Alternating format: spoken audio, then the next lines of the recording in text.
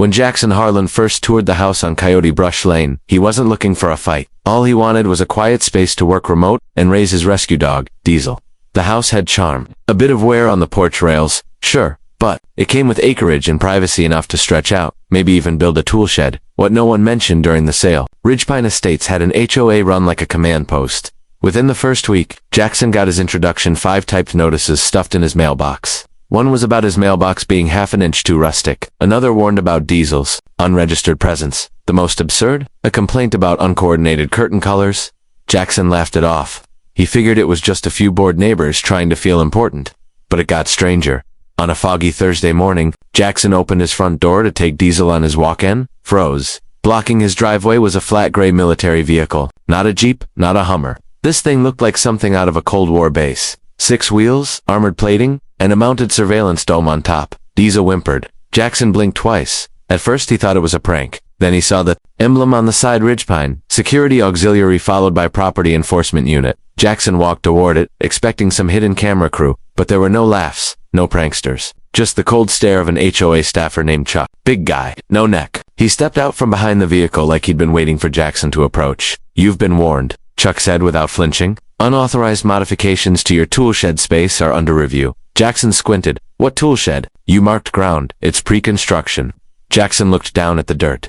Someone had clearly raked a square outline into his side yard. "You're kidding, right?" Chuck didn't blink. "It's an HOA zone now. This vehicle stays here until further notice." Diesel growled. Chuck smirked. "Hope your mutt's got indoor plumbing." Jackson had never been the kind to lose his temper, but the audacity of this man blocking his personal driveway with a tank-sized behemoth and claiming dirt as HOA property was beyond reason. He took a deep breath. "You sure you want to go this far?" Chuck raised an eyebrow. "You threatening me?" "No," Jackson said coolly. "Just giving you a chance to walk away before this becomes very embarrassing for you." Chuck chuckled. "Try me, civilian." Jackson didn't respond. He just turned around, headed back inside, and pulled out his phone. It had been over 2 years since he last called the number. He now dialed 3 rings. Then came a voice. Jackson. Hadn't heard in too long. General Harlan. Jackson grinned. "Hey, Dad. Got a bit of a situation." The voice on the other end sharpened instantly. "Tell me everything." Outside, Chuck lit a cigar and leaned against the massive vehicle, unaware that across the country, a network of military eyes had just been redirected toward a tiny HOA subdivision outside Bakersfield, and they were not amused. Chuck remained stationed at the edge of Jackson's driveway like a bulldog on a short leash. The armored vehicle behind him hissed slightly as it settled deeper into the gravel, its weight pressing down like a silent warning. A few neighbors wandered out from their porches, coffee mugs in hand, pretending not to stare. Some whispered behind hedges. HOA presence was common, but this was something new. Jackson, inside, moved with calm precision. His father's voice still echoed in his mind. "Give me the location, son. I'll handle it."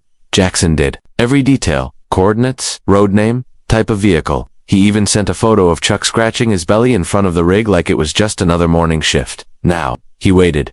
Diesel paced the floor, clearly on edge. Jackson tossed him a treat, then cracked open the blinds just in time to see Chuck spitting sunflower seeds onto the lawn. That did it. It wasn't about the shed. It wasn't even about the vehicle. This was about a man with a bajand, no real authority who thought power could be puffed up with tires and decals. Jackson turned back inside and started typing. He logged into Ridgepine's HOA portal, combed through bylaws and screenshot every policy violation he could find, from unapproved, military-style vehicles on private property to unauthorized surveillance within residential zones. It was all there, and Chuck had violated almost every rule he enforced. 35 minutes later, Jackson heard it. Not a siren, not an engine, a THRUM. Deep, heavy, vibrating the glass in his windows. Chuck straightened. The other neighbors looked up too, shielding their eyes from the brightening sky. Over the ridge came a dark gray helicopter, silent at first, then roaring into view with military precision. No local news logos, no HOA branding. This wasn't a show. This was official. It hovered just above treetop level, its nose pointed directly at Chuck and the massive vehicle. Diesel barked, startled by the downdraft that followed. Chuck stumbled back as wind tore at his sleeves. His cigar vanished into the grass. Jackson stepped outside slowly, hands in pockets, watching the scene unfold with quiet satisfaction. A second SUV, this one black with federal plates, rounded the corner and pulled up in front of Jackson's mailbox. 2 men stepped out, both in civilian suits. Sunglasses, earpieces, one carried a tablet, the other a folder marked .internal. Chuck's mouth opened, then closed again. He raised one hand slowly. "Sir," one of the men said flatly, approaching him. "You're in violation of federal civilian military boundary laws. This vehicle's presence here is unauthorized." and your actions are currently under internal review. Chuck's voice cracked. Wait time part of Ridgepine Security, HOA enforcement. The man didn't blink. You're about to be part of a formal hearing. Behind them, the helicopter adjusted position slightly, casting a long shadow across the lawn. Jackson approached quietly, stopping just behind the agents. You didn't read the fine print? Chuck stared at him, beads of sweat forming along his brow. Who are you? Jackson smirked. Just a homeowner, whose father holds 3 stars and doesn't appreciate threats being parked on his son's property. Chuck's eyes darted between the helicopter and the agents. This is all a misunderstanding. This is HOA policy. The taller agent opened the folder. Then explain why your policy includes surplus armored personnel carriers and surveillance domes repurposed from decommissioned recon tech. Chuck stuttered, but his backup never came.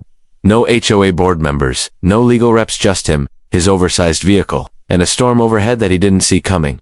Jackson looked past him to the onlookers. Neighbors still gathered under porch covers and behind hedges. One of them was even filming. Chuck followed his gaze and realized too late. This wasn't staying quiet. The taller agent made a quick motion with his hand. The armored vehicle rumbled to life, but it wasn't Chuck driving it. A separate team had emerged, quietly taken position, and now moved it off Jackson's driveway and onto a flatbed parked just beyond the tree line. As it rolled away, Jackson finally exhaled, but just before Chuck was guided into the black SUV, he turned to Jackson one last time. This isn't over. Jackson gave him a small nod. You're right about that, because next time, I won't call my dad. I'll call the state attorney.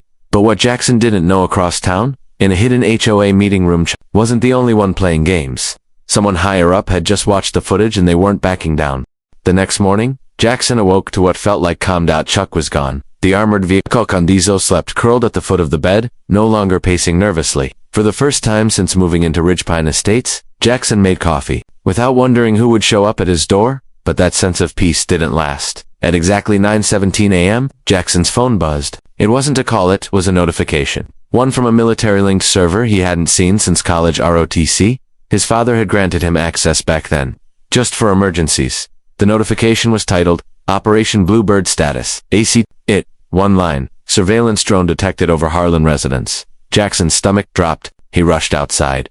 Sure enough, high above the treetops, hovering almost silently, was a small black quadcopter. Sleek, not military, but not cheap. Its lens focused directly on his yard. Jackson raised his phone and began recording. You've got to be kidding me. Within minutes, the drone zipped backward, over the HOA clubhouse's direction and vanished. Jackson uploaded the footage, then picked up the phone. His father answered on the first ring. Already saw it. Tracking it now. That came from the HOA clubhouse. Jackson asked.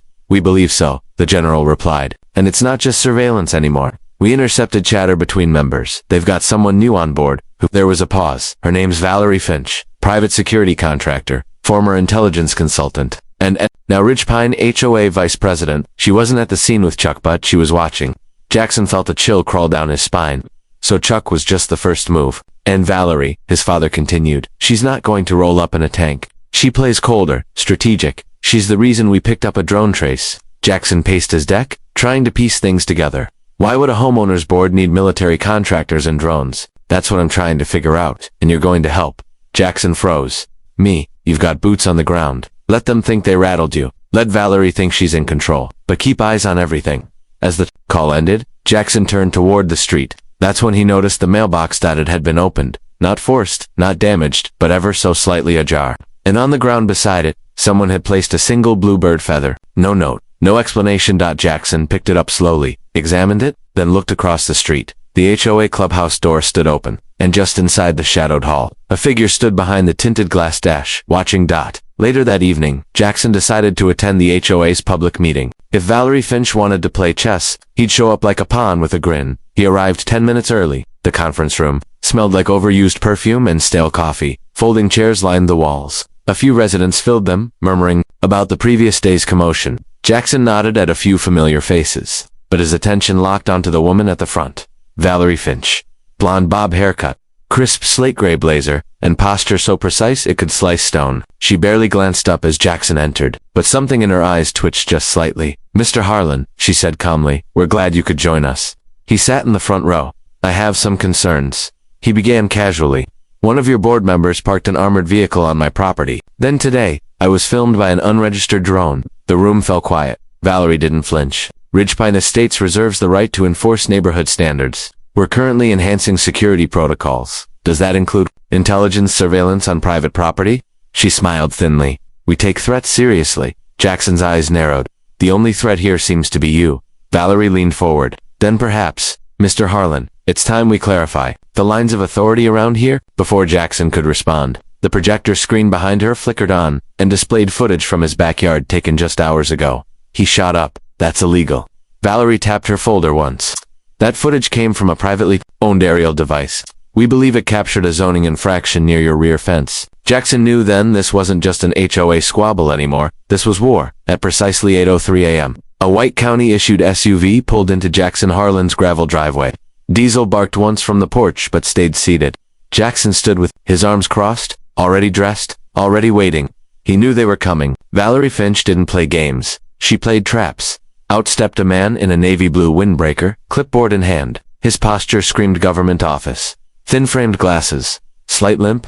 His name tag read, D. Redmond Zoning Enforcement. Morning, Redmond said, scanning the property with an experienced eye. Morning, Jackson replied, keeping his tone neutral. You're here about a complaint. Redmond nodded. Got a report of unpermitted modifications near the back property line. Something about ground prep for a non-registered structure. Jackson gestured. You mean the 4 flagged sticks and a square of gravel I used for a fire pit base? Redmond didn't laugh. He just scribbled something. I've got the bylaws right here, Jackson added, handing over a neatly printed folder, and a certified survey showing that area is well within my property. Redmond flipped through it while walking. Appreciate that. I still need to verify it myself. As they moved toward the rear fence, Jackson glanced up at the sky. No drones, no noise. Just that eerie buzzing quiet that seemed to follow every HOA tactic like a storm front before the thunder dot at the back of the yard. Redmond examined the flagged area, then glanced toward a neighboring lot. That's HOA land, right? He asked. Jackson nodded. According to their map, but my survey and the county's plat records say otherwise. Redmond furrowed his brow.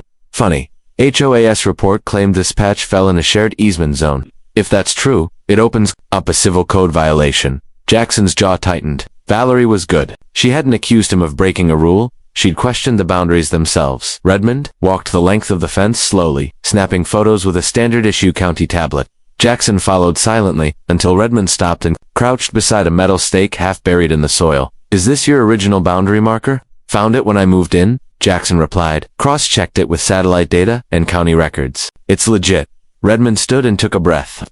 All right, I won't file any formal violation yet, but if the HOA submits a secondary report with conflicting land claims, we'll be forced to open a case. Jackson folded his arms. What happens? Then Redmond looked genuinely uncomfortable. Surveyors' hearings, possibly a temporary construction freeze. It's not quick, and it's never cheap. Jackson nodded slowly. Thanks for your time, Redmond. Back at the driveway, Redmond paused. Off the record, he said quietly, I've dealt with Ridgepine HOA before. You're not their first target, just watch your back. Then he got in his SUV and drove off. That afternoon, Jackson made his move. He walked into the county assessor's office with a thick folder under one arm and a fire in his chest. A few calls with his father's legal contacts had given him something. Valerie hadn't counted on access to HOA incorporation documents and regional parcel records. He requested every map the office had on Ridgepine's land boundaries dating back 20 years. 3 hours later, sitting at a library table with a stack of documents spread out like a battlefield map, Jackson found what he needed, a zoning discrepancy from 2008 that had never been updated in the HOA's internal files. The strip of land behind Jackson's fence, the HOA claimed it, but it had been denexed from Ridgepine Authority over 15 years ago, which meant Valerie's entire complaint was based on a lie. Jackson's fingers trembled not with fear, but with something colder, precision. That evening, he returned home and opened a blank email draft. He typed up a formal statement to the county's zoning office, attaching every document, every record, and even a digital screenshot of the drone footage Valerie had used in the last meeting. Subject line, zoning interference, Ridgepine HOA. Fraudulent complaint. He hit send, then he smiled. Because this time, the trap wasn't Valerie's, it was his. It had only been 24 hours since Jackson sent the zoning records. He'd expected chaos to erupt, or at the very least, another HOA meeting filled with passive-aggressive threats and more printed bylaws. Instead, silence. That was worse. Even Diesel seemed thrown off. The mail came on time. No drones buzzed overhead. No friendly HOA inspections, and Valerie Finch. Not a peep. Jackson spent the morning reinforcing his fence line, partly to double-check boundaries, partly to stay busy. But in the back of his mind, he knew the next strike wouldn't come from the front gate, it would come from behind. Quiet, sharp, and just before noon. It did. His phone vibrated with a number he didn't recognize. Unknown. Washington area code. Let it go to voicemail. It rang again. Same number. This time he answered. Jackson Harlan, the voice said, clipped and controlled. We need to talk. I'm calling on behalf of GRC Government Relations Consultancy. Jackson blinked. Never heard of you. That's fine. Valerie Finch she brought us on retainer last week. Let me guess, private intel. Policy defense? Image management. You could say that. The voice replied. She wants this resolved quietly. Off the record, she's willing to retract the zoning complaint if you agree to a private resolution clause. Jackson laughed. That's supposed to scare me. No, the voice replied calmly. It's supposed to warn you, because we've already contacted your employer. Jackson went still. I work remote, he said slowly. We're aware. Defense. Software contractor. Correct? Based out of North Carolina? Jackson's heart thudded. You crossed a line. Lines are blurry when reputations are involved. Miss Finch is prepared to pursue claims of workplace misconduct and improper use of classified familial connections, unless this matter is resolved by end of day. Jackson's mind raced. So Valerie's escalated this into blackmail. She's offering you an out. Jackson hung up. It didn't take long to confirm the worst. By 2 p.m., he received an email from his company's compliance officer. Mr. Harlan, we've received an anonymous tip questioning your handling of secure data. Please be advised this matter is under standard review. He didn't even finish reading. This wasn't a warning shot. This was an airstrike. He called his father immediately. She brought in GRC, the general said, voice low and furious.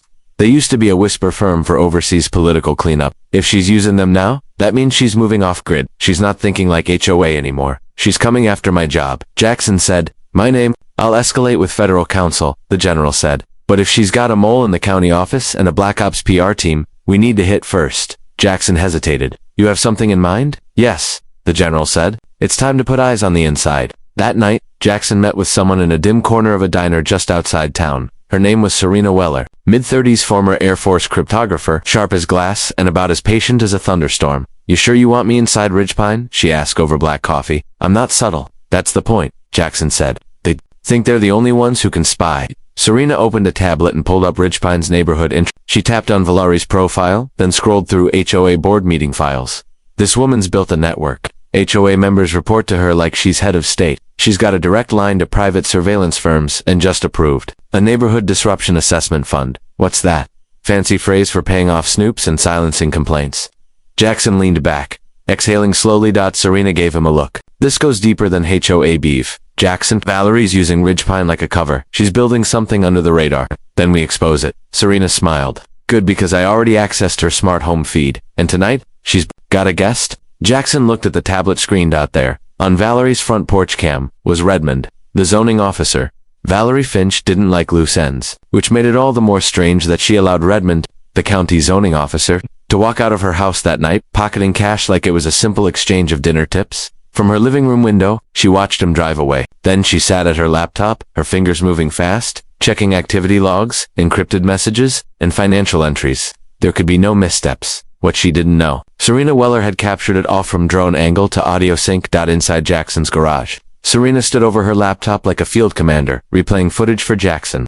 Look at her posture, Serena said. No hesitation. She's not just bribing Redmond, she's done this before. Jackson's fists tightened. I want it exposed. Publicly. If the HOA board sees what she's doing, they won't care. Serena cut in. Most of them are scared of her, and the others owe her. Jackson's expression didn't change.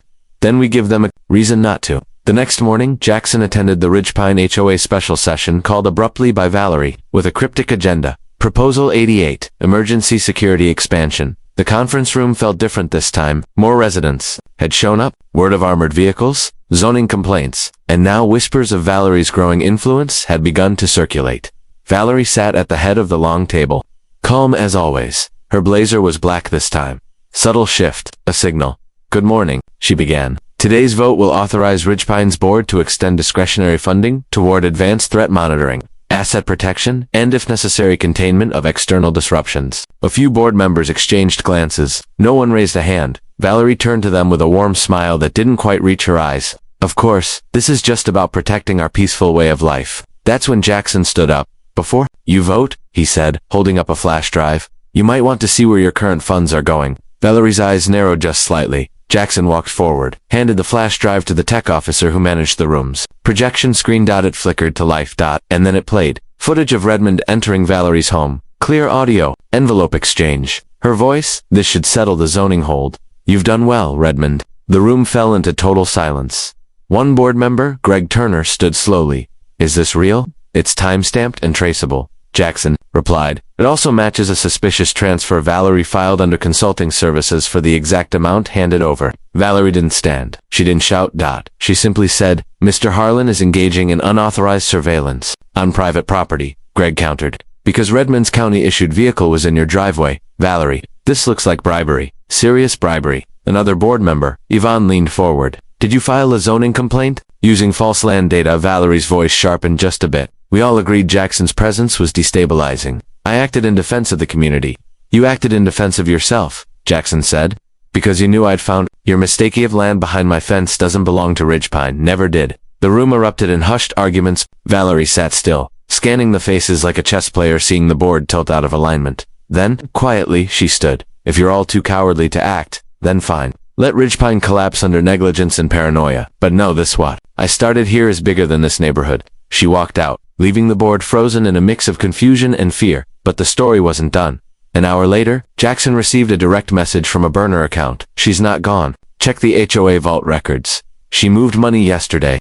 You've only seen one layer. Attached was a name, Omega Subdivision 7B. Jackson blinked. What the hell is that? Serena, now scanning the HOA cloud directory, looked up slowly. You're going to want to sit down. She's not just controlling Ridgepine. She turned the screen toward him. She's setting up 7 more.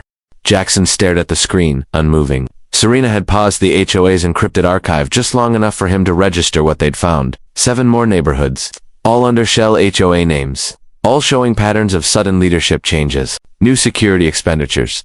And one thing in common: Valerie Finch's involvement. She's franchising this, Serena said, tapping one of the maps. Each subdivision runs like a miniature regime. Same setup, board manipulation, zoning control, and private surveillance agreements. And Ridgepine was just the test bed, Jackson muttered. He stepped back from the table. She didn't care about winning here. She used this place to figure out how far she could go. Serena nodded, and now she's moving on. Jackson's jaw tightened. We need to stop her before she locks in another one. Serena turned the screen. Then we go here. The name made Jackson flinch. Sycamore Ridge, a once quiet neighborhood on the outskirts of Fresno. His cousin Kyle lived there. Last they talked, Kyle had complained about new HOA rules: noise sensors, curfews, yard drone checks. Jackson hadn't taken it seriously. Now it was clear. Valerie was already there. 2 hours later, Jackson and Serena drove into Sycamore Ridge under overcast skies. The place looked peaceful. Kids rode scooters. Lawns were perfect. Every mailbox was the same. But as they pulled up near Kyle's cul-de-sac, things felt staged, too quiet, too controlled.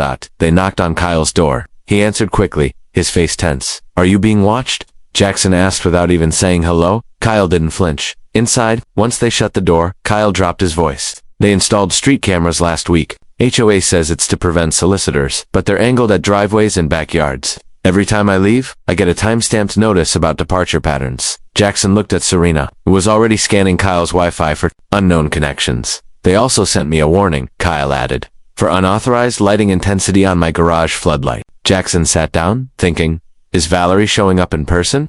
Kyle hesitated. No, but her name's on every digital memo. HOA calls her a regional advisor, the current president. No one's met him. Serena turned her laptop. I just pinged 5 security protocols on this house's network. 4 of them don't belong to your ISP. One of them's encrypted military software.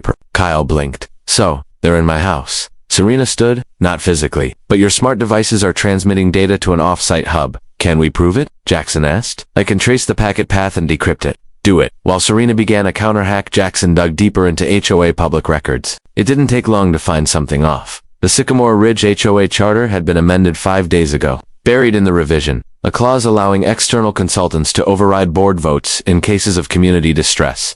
Jackson read the name beside the clause, V. Finch. Suddenly, Serena looked up. Got it. I traced the data stream to a local warehouse. Warehouse. Yep. Off Elmwood and Route 10. Rented under a firm called Ravenworks LLC. Jackson froze. That name, his father had mentioned it once, a private intel subcontractor used in off-the-books defense trials. And Valerie was using them now. For HOA monitoring. We need to get in that building, Jackson said. Tonight? Later that evening, just after sunset, Jackson and Serena parked near the warehouse.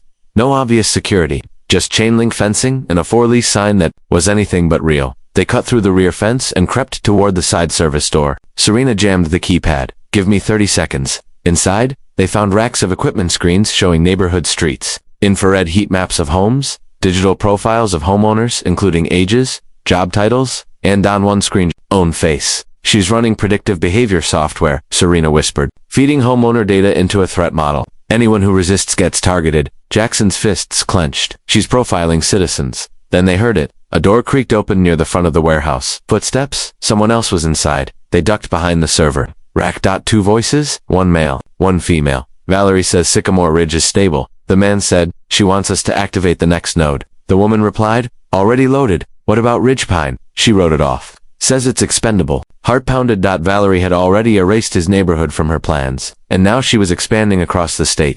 The moment Jackson saw the last name on the screen, Harlan Family Estate, he knew Valerie had never left the boardroom or she'd just gone higher. Back at the motel, Serena locked down her laptop with 2 levels of encryption. The evidence? They'd gathered the surveillance systems, the predictive threat grids, the fake HOA expansions. It all pointed to a network operating far beyond Ridgepine's picket fences. Jackson sat at the edge of the bed, hands clasped. She's targeting my family land. She wants to make an example of it. Serena looked up. Then we make her the example. By noon the next day, Jackson and Serena were back at his father's estate. The old place sat just outside of Stockton, surrounded by miles of woods and river-fed fields. It was supposed to be untouchable, registered as private federal buffer land due to the general's rank and history of service, but Valerie's operation didn't care about lines on paper. When they arrived, a black SUV sat just outside the private gate. A woman stood beside it, phone in hand, sunglasses on. Not Valerie, a contractor. She looked up as Jackson approached. This is federal land, he said flatly. You're trespassing. She tapped her headset. Stand by. Subjects arrived. Within minutes, 2 more vehicles rolled in behind her, identical Ravenworks units, their windows tinted so dark they mirrored the sky. Serena stepped forward. This is your last out. We've got your systems traced, your payments exposed, your personnel filmed. Walk away now, or this goes federal by dinner. The woman hesitated, then her phone rang. She answered. Listening, her eyes flicked toward Jackson. She hung up. Orders from Finch, execute the fallback protocol. The Ravenworks units reversed and drove off silent, coordinated, but Serena wasn't fooled. They're not retreating, she said. They're buying time. Jackson turned. Then let's cut the time short. By that evening, Jackson's father, General Harlan, stood at the center of a small war room assembled in the estate's barn-turned-command hub for former intelligence officers, 2 legal analysts, Serena, Jackson, all there, watching the plan unfold. General Harlan paced in front of a digital map showing all 8 nodes Valerie had marked for activation. She's got one goal, he said. Total jurisdiction. HOA laws are just the gateway. Once she plants enough control system surveillance, behavioral databases, paid officials, she can leverage those to lock down entire districts. That's suburban capture through infrastructure and Ridgepine, Jackson asked. Her prototype, your resistance, forced her hand. She's speeding up now. That makes her sloppy. Serena pulled up a screen. Here's how we expose her. Tonight, her network boots up a new live sync across the 8 nodes. She thinks it's a quiet activation. Jackson leaned in. We make it loud. Midnight. The air around Ridgepine was still again, but this time, the comm didn't belong to Valerie. Jackson, Serena, and a remote counter-intel team intercepted the master node ping Omega protocol. Neighborhood. Sync Levant hijacked the signal before it could propagate. At exactly 12:04 a.m., every HOA screen in Ridgepine, Sycamore Ridge, and 3 of Valerie's target districts lit up, streaming hidden files Serena's team had pulled from the Ravenworks cloud. Board members stared at their tablets as expense logs, fake land maps, and surveillance tags poured across their screens. Members across the neighborhoods stood up from their sofas. Some shouted, some gasped, and in Valerie's newest hidden command room deep inside a corporate suite in Santa Clara, sirens went off. Node breach, firewall failure, internal leak. Valerie finally rattled, slammed her laptop shut, but it was too late. By morning, news vans circled Ridgepine's gates. Reporters shoved mics into stunned HOA members' faces. County inspectors filed into Sycamore Ridge with warrants in hand, and over at Ravenworks HQ, federal officers escorted 2 executives out in cuffs. But the final nail came from within. At Las 17 Altoum, General Harlan stood in front of a live-streaming press podium. Behind him, a U.S. flag. To his right, Jackson. This operation, the general said, targeted citizens under the pretense of community standards, but its true purpose was control surveillance disguised as safety. Let this be a message. To any organization hiding behind paperwork and power, you will be seen. Epilogue. 3 weeks later, Ridgepine was quiet again. For real this time. Chuck resigned. Valerie Finch disappeared off the grid, rumored to be under sealed investigation. Ravenworks collapsed. All 8 HOA shell programs were dismantled, and the residents, they started waving at each other again. Jackson sat on his porch beside Diesel. Watching the sunrise, Serena walked up with coffee. They offered me a job, she said. Federal Neighborhood Intel Task Force. Brand new division. He grinned. Go get him. A plain envelope arrived at Jackson's doorstep later that week. No return address. Inside, a single flash drive. No label. Jackson inserted it into his laptop. One file, Node 9. Prototype, independent, and a message. I'm not done. Jackson. You killed the system. But the idea lives. Signed, VFU. Thought it was over. So did Jackson. But power always finds another gate to sneak through. If you loved this story, subscribe and stay ready because the next fight might not need a tank, just a mailbox.